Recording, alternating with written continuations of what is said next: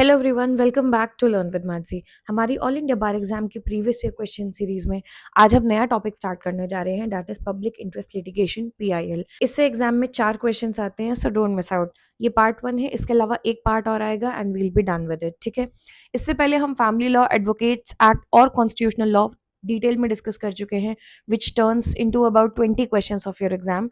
तो उन्हें भी जरूर जाके देखो, जरूर प्रैक्टिस करो। किसी में अगर कुछ एरर है, कोई डाउट है, कमेंट्स में पूछो। कई लोगों ने पॉइंट आउट किया कुछ चीज़ें, एक दो जगह पे अपने भी एरर्स मिले, उन्हें कमेंट सेक्शन में पिन कर दिया गया है, सो वो भी एक बार ज़रूर चेक कर लेना। अगर इन क्वेश्चंस की पीडीएफ चाहिए तो हमारा टेलीग्राम चैनल ज़रूर ज्वाइन करना, लिंक डिस्क्रिप्शन में मेंशन्ड है। आपको अगर अपडेट चाहिए कि नया लेक्चर कौन सा अपलोड हुआ है, so do press the bell icon और you can follow us on Instagram. There I keep updating whenever I upload a lecture. Okay, so without wasting any time आगे बढ़ते हैं। पहला क्वेश्चन देखते हैं, ये 2024 में आया था, लास्ट ईयर का ही है। In the early 1980s, a social activist group discovered severe exploitation of laborers working in stone quarries in Delhi. Delhi की स्टोन क्वारीज में लेबर्स का सिवियर एक्सप्लॉयटेशन डिस्कवर किया गया, एक सोशल एक्टिविस्ट ग्रुप ने किया। ठीक है, the workers including many children were working in extremely hazardous conditions, living in makeshift shelters, and were effectively trapped in a cycle of debt and hazardous and forced labor. तो workers बहुत बुरी condition में रह रहे थे और इनमें बच्चे भी इन्वॉल्व थे। The conditions revealed systematic violations of fundamental human rights. Okay. The Supreme Court was approached to look into the dire circumstances of working person there, and one of the following views of the court was sustained in this case. Supreme court के पास गए लोग कि ये देखो क्या हालत हो रखी है लोगों की, कितना एक्सप्लॉइटेशन हो रहा है, और ये जो 4 ऑप्शन दिए हैं इनमें से कोई एक व्यू था सुप्रीम कोर्ट का जो सस्टेन हुआ था। अब हमसे पूछा है वो क्या था। ऑप्शंस देखते हैं। Option A, the court established that the right to free legal aid is a mere directive principle and cannot be enforced as a fundamental right. Court ने बोला कि फ्री लीगल एड यानी अगर कोई गरीब है तो उसको प्रॉपर लीगल एड मिलना सिर्फ एक डायरेक्टिव प्रिंसिपल है, फंडामेंटल राइट नहीं है, इसलिए एनफोर्स नहीं हो सकता। ये था option A. Option B, the judgment primarily focused on providing monetary compensation to the affected laborers without addressing systematic issues of bonded labor. Judgment focus था कि जिनके साथ एक्सप्लॉयटेशन हुआ है उन्हें कुछ मॉनेटरी कॉम्पेंसेशन, कुछ मुआवजा दे दो, ना कि इस पे फोकस करना कि जो बॉन्डेड लेबर का इशू है। ठीक है, ऑप्शन सी था, the Supreme Court recognise the right against force labour as a fundamental right derived from the right to life and human dignity under article 21। Supreme Court ने recognise किया कि force labour के against right एक fundamental right है। कहां से derive होता है? आर्टिकल 21 से, जो बात करता है right to life and human dignity की। या फिर option D, the court ruled that only government agencies and not social activists could file petitions concerning about labor rights. चौथा ऑप्शन है कि कोर्ट ने कहा कि सिर्फ गवर्नमेंट एजेंसीज पिटिशन फाइल कर सकती हैं जब बात लेबर राइट्स की हो, ना कि सोशल एक्टिविस्ट। हमसे पूछा गया है कि जजमेंट क्या था। Correct answer is C. Supreme Court ने रिकॉग्नाइज किया था इस केस में कि फोर्स लेबर के अगेंस्ट राइट एक फंडामेंटल राइट है जो आर्टिकल 21 से आता है, जो right to life and human dignity की बात करता है। ठीक है, आंसर देखो सी है। देखो, इस केस का नाम था Bandhua Mukti Morcha versus union of India. ये 1984 का केस है। बॉन्डेड लेबरर्स थे स्टोन क्वारीज ऑफ हरियाणा में, दिल्ली भी हरियाणा, दिल्ली जो भी बोल लो, and they were discovered by a social activist group. ठीक है, ये आर्टिकल 21 के अगेंस्ट था, और जब उस सोशल एक्टिविस्ट ग्रुप ने एक पीआईएल फाइल की तो कोर्ट ने उसे एक्सेप्ट भी किया। इसकी वजह से पीआईएल का स्कोप बहुत एक्सपैंड हुआ था कि सिर्फ एग्रीव्ड नहीं बल्कि कोई भी एनजीओ, कोई भी सोशल एक्टिविस्ट किसी के बिहाफ पे पीआईएल फाइल कर सकते हैं। ठीक है, यहाँ पे मैं एक केस के बारे में और बता दे रही हूँ, PUDR versus union of India case 1982, जिसे फेमसली एशियन गेम्स के का से रिलेटेड केस भी बोलते हैं। यहाँ पे एशियन गेम्स के कंस्ट्रक्शन के टाइम पे सिमिलर सिचुएशन थी, लेबरर्स के साथ एक्सप्लॉयटेशन हो रहा था। ये पहली पीआईएल थी बाय अ सोशल ग्रुप और एनजीओ इन इंडिया। देखो, कुछ चीजों में कंफ्यूज मत होना, मैं यहाँ पे शॉर्ट में बता देती हूँ। ओवरऑल इंडिया में पहली पीआईएल कौन सी थी? हुसैन आरा खातून वर्सेस स्टेट ऑफ बिहार 1979 में। और यहाँ क्या बोला गया था पहले जजमेंट में कि स्पीडी ट्रायल मिलना चाहिए लोगों को। बेसिकली बहुत सारे लोग अंडर ट्रायल प्रिजनर्स थे, ठीक है, और उनको सालें निकल जाती थी, उनका केस ही नहीं लगता था, तो स्पीडी ट्रायल की बात हुई थी। और इसी केस में, ये हमने कॉन्स्टिट्यूशनल लॉ में हुसैन आरा खातून का केस कवर किया हुआ है, ये भी बात हुई थी कि फ्री लीगल एड मिलनी चाहिए। बट याद रखना, हमने वहां बात की थी अगर स्पीडी ट्रायल और फ्री लीगल एड दोनों ऑप्शंस होंगे हुसैन आरा खातून केस में, तो पहला पहला चॉइस स्पीडी ट्रायल होगा। Coming back to our PIL part, India में पहली पीआईएल कौन सी हुई थी? हुसैन आरा खातून versus state of Bihar 1979, speedy trial से रिलेटेड, अंडर ट्रायल प्रिजनर्स को लेके। ओके, पहली पीआईएल जो किसी सोशल ग्रुप या एनजीओ ने इंडिया में फाइल की थी, जहां से सोशल एक्शन लिटिगेशन की शुरुआत हुई, वो केस था PUDR versus union of India case, जिसे एशियन गेम्स का केस भी बोला जाता है। ठीक है, 1984 का ये केस बंधुआ Mukti Morcha versus union of India काफी सिमिलर साउंड करता है, तो प्लीज फैक्ट जरूर पढ़ना। 3 मेजर पॉइंट्स हैं। पहली पीआईएल इंडिया में कौन सी थी? हुसैन आरा खातून वर्सेस स्टेट ऑफ बिहार। पहली बाय अ सोशल ग्रुप और NGO in India was PUDR versus union of India case 1982 में, जो एशियन गेम्स का केस भी होता है।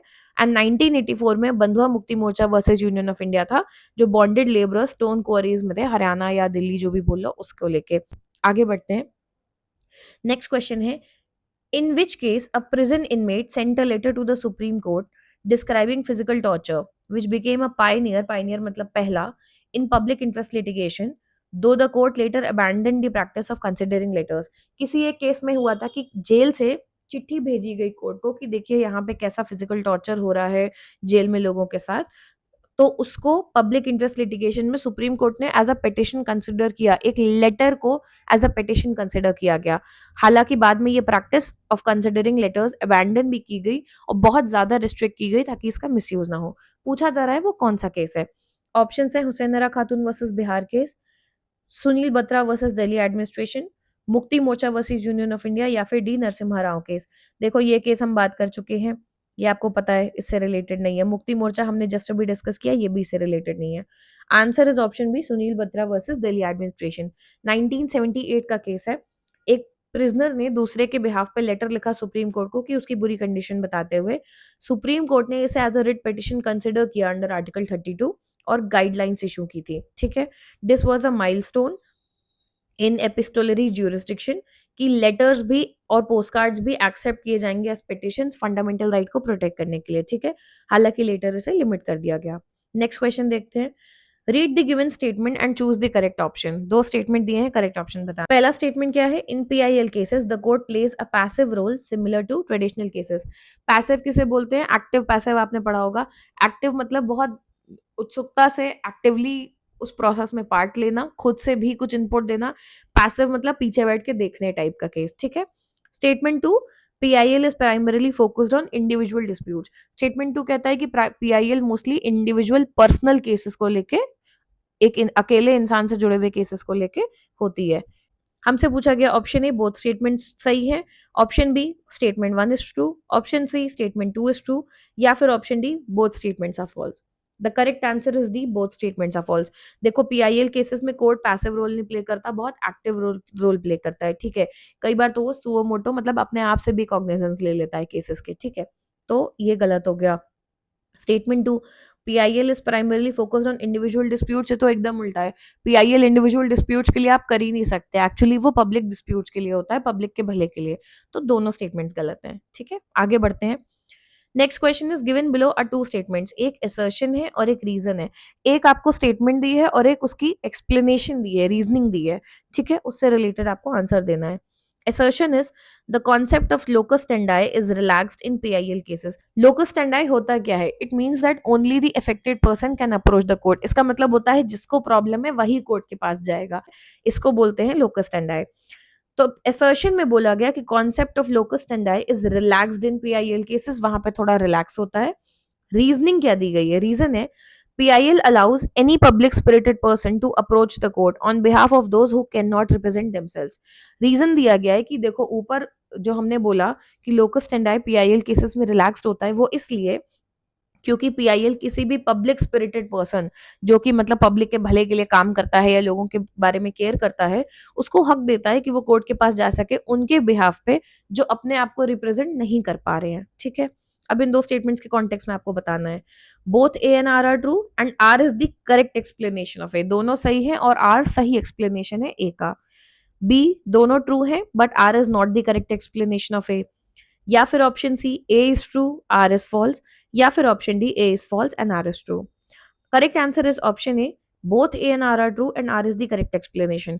देखो असर्शन सही है क्योंकि हाँ लोकस स्टैंडाई रिलैक्स्ड होता है। नॉर्मली केसेस में सिर्फ एक इंडिविजुअल खुद जा सकता है जब उसको प्रॉब्लम हो, बट पीआईएल में उनके बिहाफ पे कोई और भी जा सकता है, एनजीओज भी जा सकते हैं, ठीक है, किसी और के बिहाफ पे पीआईएल फाइल करने, तो ये तो सच है।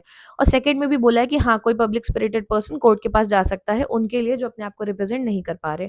तो दोनों सही है और एक्सप्लेनेशन भी सही है, ठीक है। Against which of the following a PIL can not be file, ध्यान देना, कैन नॉट पूछा है, किसके खिलाफ पीआईएल फाइल नहीं हो सकती? Option A against a state government के खिलाफ नहीं कर सकते। Option B against central government.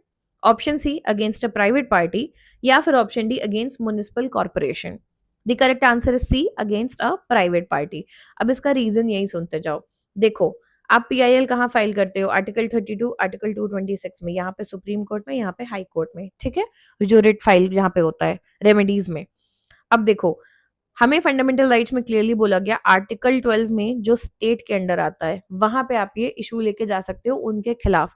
State के अंदर कौन आते हैं? ये देखो, हमने यहाँ पढ़ा था, filing against state, central government आती है, स्टेट गवर्नमेंट आती है, लोकल अथॉरिटीज आती हैं, जो वो अथॉरिटीज जो गवर्नमेंट कंट्रोल के अंडर है वो भी आती हैं, बट प्राइवेट अथॉरिटीज नहीं आती हैं अनलेस वो कोई ऐसा काम ना कर रहे हो जो पब्लिक से रिलेटेड हो, ठीक है।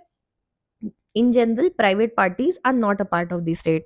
तो फिर आप पीआईएल किसके खिलाफ फाइल कर सकते हो? सेंट्रल गवर्नमेंट के खिलाफ, स्टेट गवर्नमेंट के खिलाफ, लोकल अथॉरिटीज के खिलाफ, कोई अथॉरिटी जो गवर्नमेंट कंट्रोल में है उसके खिलाफ। और अगर कोई प्राइवेट पार्टी गवर्नमेंट के बिहाफ पे काम कर रही है तब उसके खिलाफ, ठीक है। तो इन दैट केस हमें क्लियरली पता चल रहा है इन तीन ऑप्शंस में आप कर सकते हो, प्राइवेट पार्टी में नहीं कर सकते, इसलिए that is the right answer. आगे बढ़ते हैं। Next question, in the light of the guidelines issued by the Supreme court of India, on which of the following issues PIL cannot be entertained? Similar question, PIL किस केस में entertain नहीं हो सकती based on guidelines? Option A bonded labour के matter पे।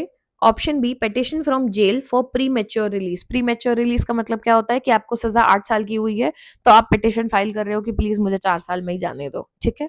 Option C matters pertaining to neglected children.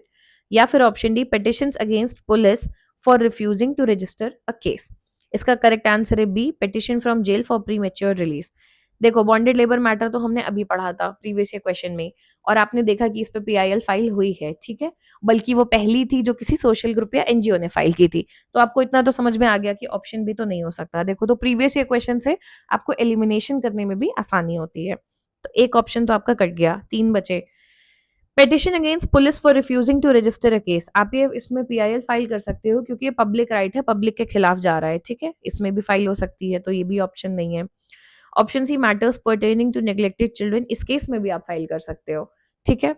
क्या बच रहा है? और ये भी ध्यान दो, petition from jail for premature release, ये तो आपका पर्सनल मसला है ना, आपने कोई गुनाह किया, आपको 8 साल की सजा हुई, आप पर्सनली चिट्ठी भेज रहे हो प्लीज मुझे 4 साल में छोड़ दो, इसका सोसाइटी से, पब्लिक से कोई लेना देना नहीं है, ये तुम्हारी इंडिविजुअल इशू है, ठीक है। तो इंडिविजुअल इशू के लिए हमने पढ़ा है पीआईएल फाइल नहीं हो सकती, तो option B is the right answer, ठीक है। Which of the following case may be considered as first reported case of PIL in India? First question के टाइम पे I told you few facts, उसमें से एक क्वेश्चन आंसर हो जाएगा। Option है A SP Gupta versus Union of India. Option B Hussain Ara Khatoon versus State of Bihar. Option C MC Mehta versus Union of India. या फिर option D Kalyaneshwari versus Union of India. याद करो अभी क्या बताया था, पहला केस कौन सा था? It's option B Hussain Ara Khatoon versus State of Bihar, ठीक है। ये 1979 का केस था। आगे बढ़ते हैं।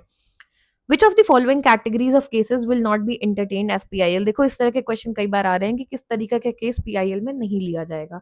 कॉन्सेप्ट क्लियर होगा तो आप अपना दिमाग लगा के, कॉमन सेंस लगा के भी इजीली सॉल्व कर पाओगे। Option A family pension. Option B petitions from riot victims, riot मतलब दंगे। Option C neglected children. Option D landlord tenant matter. देखो, नेग्लेक्टेड चिल्ड्रन प्रीवियस क्वेश्चन में पढ़ा था आपने, तो आपको पता है इस केस में पीआईएल फाइल होती है, तो एक ऑप्शन कट गया। पेटिशंस फ्रॉम रायट विक्टिम्स, एक कहीं दंगा फसाद कुछ हो गया, उसमें जो लोग फंसे या जिनको नुकसान हुआ, विक्टिम्स जो हैं, उनकी पेटिशंस, पब्लिक से रिलेटेड मुद्दा है और एक नहीं कई सारे लोग हैं, तो इसमें भी पीआईएल फाइल हो सकती है। तो ये भी 2 ऑप्शन आपके हट गए। अब बचा फैमिली पेंशन और लैंडलॉर्ड टेनेंट मैटर। ये मुद्दा देखो पढ़ने में समझ में आ रहा है पर्सनल है, तुम और तुम्हारे मकान मालिक के बीच का मामला, इसका किसी और से लेना देना तो है नहीं। तो ये हो गया प्राइवेट टॉपिक। प्राइवेट टॉपिक पे हमने पढ़ा है पीआईएल नहीं कर सकते, तो आंसर तो यही है। कई लोग कंफ्यूज होते हैं कि फैमिली पेंशन आंसर क्यों नहीं है, तुम्हारी फैमिली की पेंशन भी तो तुम्हारा पर्सनल मुद्दा है। ये कंफ्यूजन आती है, बट इसको इस तरह से समझो, family pension can be a public topic. हो सकता है स्टेट गवर्नमेंट की कोई पॉलिसी है पेंशन से जुड़ी हुई, जिसको वो एग्जीक्यूशन में गड़बड़ कर रहे हैं, तो एक परिवार की बात नहीं है, हजारों लाखों परिवार की बात हो सकती है, ठीक है। तो उस केस में family pension can be a public topic, possibility है। बट तुम्हारे और तुम्हारे लैंडलॉर्ड के बीच का मुद्दा तो हमेशा तुम्हारा पर्सनल रहेगा, ठीक है, वो यूनिवर्सल या पब्लिक मुद्दा नहीं है। तो आंसर इज ऑप्शन डी, ठीक है। देखो फैमिली पेंशन में लिखा है it can be of public interest अगर मल्टीपल फैमिलीज इन्वॉल्व हैं या स्टेट अपना काम ठीक से नहीं कर रहा है, उनकी ड्यूटी से जुड़ा हुआ मुद्दा है। ये लैंडलॉर्ड टेनेंट मैटर आंसर है। और देखो State of Uttaranchal versus Balwant Singh Chaufal 2010 का केस था, जिसमें सुप्रीम कोर्ट ने क्लियर गाइडलाइंस दी थी कि कौन सा केस पीआईएल में आएगा और कौन सा नहीं आएगा। तो उन्होंने उसमें कहा था कि तुम्हारे प्राइवेट मुद्दे पीआईएल का पार्ट नहीं हो सकते। Next question, who is known as the father of public interest litigation in India? I just told you the answer पीछे। Answer is D, PN Bhagwati, justice PN Bhagwati, ठीक है। तो हुसैन आरा खातून केस 1979 जो हमारा फर्स्ट पीआईएल था, इस पे भी देखो हम पहले बात कर चुके हैं, उन्होंने उस केस में जस्टिस यही थे, ठीक है। और फिर नेक्स्ट केस जो आया था SP Gupta versus union of India 1981, उस केस में भी इन्होंने प्रिंसिपल ऑफ लोकस स्टैंडाई रिलैक्सेशन को फॉर्मली ले डाउन किया था। और जस्टिस अय्यर जो उनके साथ थे वो पायनियर एंड को आर्किटेक्ट, हो सकता है इन पे भी क्वेश्चन आ जाए इसलिए बता रहे हैं। अगला देखते हैं, which of the following is not a real purpose of PIL? PIL का असली पर्पस कौन सा नहीं है? Options A, vindication of the rule of law. Option B, facilitate effective access to justice. Option C, meaningful realization of fundamental rights. And option D, getting famous and making wealth. देखो ये तो पढ़ के समझ में आ रहा है that it's option D कि famous होने के लिए और पैसा कमाने के लिए अगर आप PIL फाइल कर रहे हो तो ये real purpose नहीं है। If you have seen movie Jolly LLB, the first part, you would know what I am talking about. ठीक है। Next question, the phrase to file a PIL ostensibly in public interest but in fact to serve personal और private interest का मतलब क्या होता है? कि आपने पीआईएल बाहर से तो देखने में लग रहा है कि पब्लिक इंटरेस्ट में फाइल कर दी, but in fact it serves personal और private interest. What does it mean? Option A, filing PIL for protection of only public interest. Option B, filing PIL for protection of both public and private interest. Option C, filing PIL for protection of only private interest. या फिर option D, filing PIL alleging मतलब ऐसा कहना है ना, allegation alleging it to be a public interest but actually seeking protection of private interest। तो देखो पढ़ के समझ में आ रहा है क्वेश्चन में, ostensibly मतलब ऑन दी फेस की देखने में आप कुछ दिखाना चाह रहे हो बट कर कुछ और रहे हो। तो आपने पीआईएल फाइल तो करी है ये कह के कि पब्लिक इंटरेस्ट में, बट इनफैक्ट वो आपका पर्सनल या प्राइवेट इंटरेस्ट सर्व कर रही है। तो option D is the right answer, that you are filing PIL alleging it to be a public interest. आप बोल रहे हो कि पब्लिक इंटरेस्ट की है बट एक्चुअली आप प्रोटेक्शन ऑफ प्राइवेट इंटरेस्ट देख रहे हो, ठीक है। ऑस्टेंसिबल का जिसको मीनिंग नहीं पता, it means something that appears to be true on the surface but may hide real intention और रियलिटी, कि सामने से देखने में तो सच लग रहा है पर आपका असली इंटेंशन छुपा रहा है, ठीक है। नेक्स्ट क्वेश्चन देखते हैं, the petitioner, a professor of political science who had done substantial research and deeply interested in ensuring proper implementation of constitutional provisions, challenged the practice followed by the state of Bihar. एक professor हैं political science के, ठीक है, जिन्होंने बहुत research करी थी और वो डीपली इंटरेस्टेड थे इसमें कि सरकारी जो प्रोविजंस है, कॉन्स्टिट्यूशनल प्रोविजंस जो है उनका प्रॉपर इम्प्लीमेंटेशन हो। उन्होंने चैलेंज की एक प्रैक्टिस जो स्टेट ऑफ बिहार में फॉलो हो रही थी। कौन सी प्रैक्टिस थी? इन promulgating a number of ordinances without getting the approval of the legislature। Ordinance को लेकर रूल क्या होता है, जब आएगा एक टाइम बाद आपको उसको लेजिस्लेचर से अप्रूव कराना होता है, नहीं तो वो खत्म हो जाएगा, ठीक है। ये लोग क्या कर रहे थे, उसको रिप्रोमलगेट कर दे रहे थे बार बार, लेजिस्लेचर के पास अप्रूवल के लिए भेज ही नहीं रहे थे, बार बार ऑर्डिनेंस के फॉर्म में ही सामने ला रहे थे, ठीक है। The court held that the petitioner as a member of the public has sufficient interest to maintain a petition under article 32। Court ने कहा कि देखो सामने वाले का पूरा हक बनता है ये पिटिशन करने का, सफिशिएंट इंटरेस्ट है उसका इसमें, क्योंकि वो पब्लिक का पार्ट है और सरकार से जुड़ी चीजें पब्लिक के इंटरेस्ट का टॉपिक है, ओके। ये किस केस में हुआ था? Option A, Parmanand Katara versus union of India. Option D, DC Wadhwa versus state of Bihar. Option C, Neerja Chaudhary versus state of Madhya Pradesh. या फिर option D, Chameli Singh versus state of UP. ये क्वेश्चन हम कॉन्स्टिट्यूशनल लॉ के अंडर भी कवर कर चुके हैं, एक्चुअली सेम क्वेश्चन मैंने वहां भी रिपीट कर दिया था। The correct answer is option B, DC Wadhwa versus state of Bihar 1987। इस केस में क्या हो रहा है, एग्जीक्यूटिव जो है लेजिस्लेचर को बाईपास कर रहा है, लेजिस्लेचर से बिना अप्रूव करा है, बार बार सिर्फ ऑर्डिनेंस के फॉर्म में ही कानून निकाल निकाल के अपना काम बनवा रहा है, ठीक है। तो ये गलत है। पेटिशनर को क्यों हक है लाने का आर्टिकल 32 के अंदर? क्योंकि वो कंसर्न्ड है अबाउट कॉन्स्टिट्यूशनल गवर्नेंस, ठीक है। सुप्रीम कोर्ट ने कहा ये जो कर रहे हैं ये अनकॉन्स्टिट्यूशनल है एंड ये फ्रॉड है ऑन कॉन्स्टिट्यूशन। इस केस में DC Wadhwa versus state of Bihar principle of sufficient interest सामने आया कि किसी का सफिशिएंट इंटरेस्ट है किसी टॉपिक में तो वो पीआईएल फाइल कर सकता है। एक प्रोफेसर का क्या लेना देना इस चीज से, पर है, क्योंकि तुम जो भी कानून निकालोगे उससे आम जनता की जिंदगी पे फर्क पड़ता है, पब्लिक का लेना देना है। ठीक है, अगला क्वेश्चन देखते हैं। लंबे क्वेश्चन देख के डरो मत, शांति से पढ़ो, तुरंत समझ में आ जाएगा। ठीक है, देखो, where a legal wrong or a legal injury is caused to a person or to a determinate class of person by reason of violation of any constitutional or legal right, जब कोई लीगल रॉन्ग या कोई legal injury की जाती है किसी person को या किसी क्लास ऑफ पर्सन को, कैसे? By violation of their constitutional और legal right, okay, or any burden is imposed in contravention of any constitutional or legal provision or without authority of law, or any such legal wrong or legal injury or illegal burden is threatened। Basically बात ये है कि किसी के साथ कोई legal wrong या legal injury हो रही है किसी भी तरीके से क्लास ऑफ पर्सन के खिलाफ, उनके राइट्स को वायलेट करके, ठीक है, या लॉ के अगेंस्ट कुछ करके उनके साथ कुछ उन पे इम्पोज करना जो कॉन्स्टिट्यूशनल या लीगल प्रोविजन के कॉन्ट्रवेंशन में, ठीक है, या कुछ भी ऐसा करना जिसमें अथॉरिटी ऑफ लॉ नहीं है, या फिर कुछ भी ऐसा करना जो लीगल रॉन्ग है, लीगल इंजरी है। ओके, कैसे? और ये आप कैसे कर रहे हो? By reason of poverty, helplessness, disability और सोशली और इकोनॉमिकली डिसएडवांटेज पोजीशन, कि सामने वाला गरीब है, हेल्पलेस है, डिसेबल्ड है किसी भी वजह से, सोशली लोअर तबके से आ रहा है, ठीक है, इकोनॉमिक डिसएडवांटेज है उसका, और वो अपने आप से कोर्ट के पास नहीं जा पा रहा है, unable to approach the court for relief. Any member of public can maintain an application for an appropriate direction, order, or writ in the High Court under Article 226, and in the case of breach of any fundamental right of such persons in the court under Article 32। Basically ये कहा गया, ये एक judgement है जो हम पढ़ रहे हैं, ठीक है, कि जजमेंट में ये बोला गया कि किसी के साथ किसी भी तरीके का लीगल रॉन्ग हो रहा है, ये पूरी बात एक तरीके की है लीगल रॉन्ग पे, ठीक है, किसी के कोई राइट्स वायलेट हो रहे हैं और वो इंसान केपेबल नहीं है अपने लिए खुद से जाने को कि वो जाके केस लड़ सके या अपने हक के लिए लड़ सके। क्यों? क्योंकि हो सकता है वो गरीब हो, हेल्पलेस हो, समाज के निचले तबके से आता हो जहाँ उसके पास इतने रिसोर्सेज ना हो, इकोनॉमिकली बैकवर्ड कंडीशन से हो, कोई भी वजह हो सकती है, किसी भी डिसएडवांटेज पोजीशन पे है, उसके बिहाफ पे कोई भी मेंबर पब्लिक का एप्लीकेशन डाल सकता है हाई कोर्ट में आर्टिकल 226 के अंडर एंड सुप्रीम कोर्ट में 32 के under, seeking judicial redress for the legal wrong और लीगल इंजरी कॉज्ड। बात कही थी जस्टिस भगवती ने, पूछा गया है कि किस केस में कही थी, ठीक है।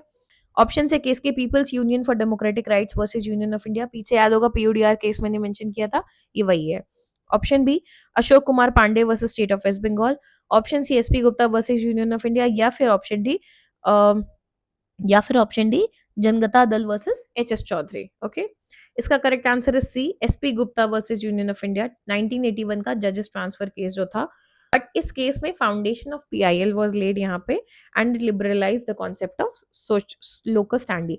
पहला केस नहीं था, ये याद रखना, पहला केस कौन सा था हम पढ़ चुके हैं, बट इस केस में, इसी केस में ये स्टेटमेंट पूरा दिया गया था। ठीक है, अगला देखते हैं।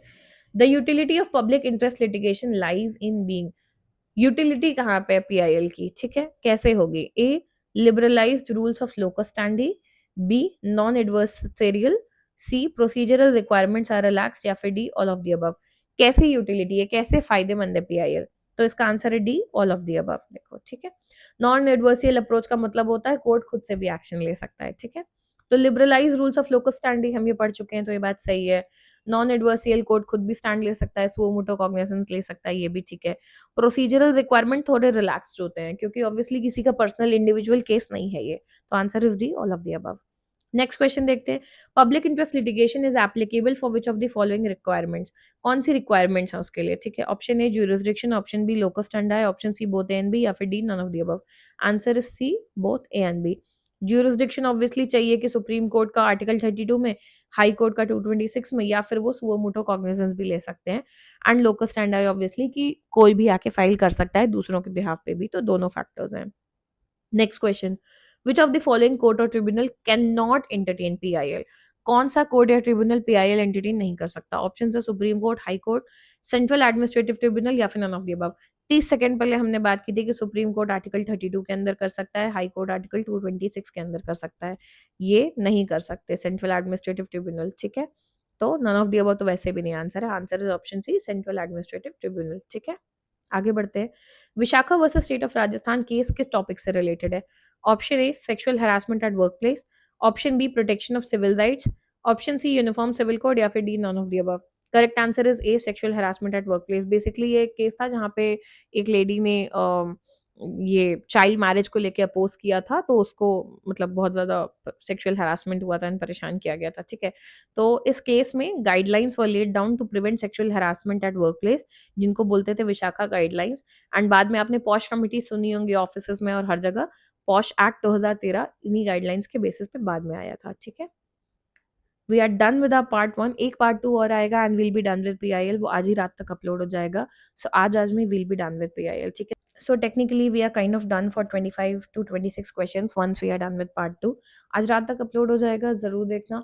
I'll try to start evidence tonight. Maybe I'll upload it by midnight or so. Let's see. Or tomorrow morning. Okay? So जैसा भी possible होता है. Do like, share and subscribe. Do join our Telegram channel, and to stay updated on the lectures, turn on the bell icon or follow us on Instagram. Okay? Stay tuned. Bye bye.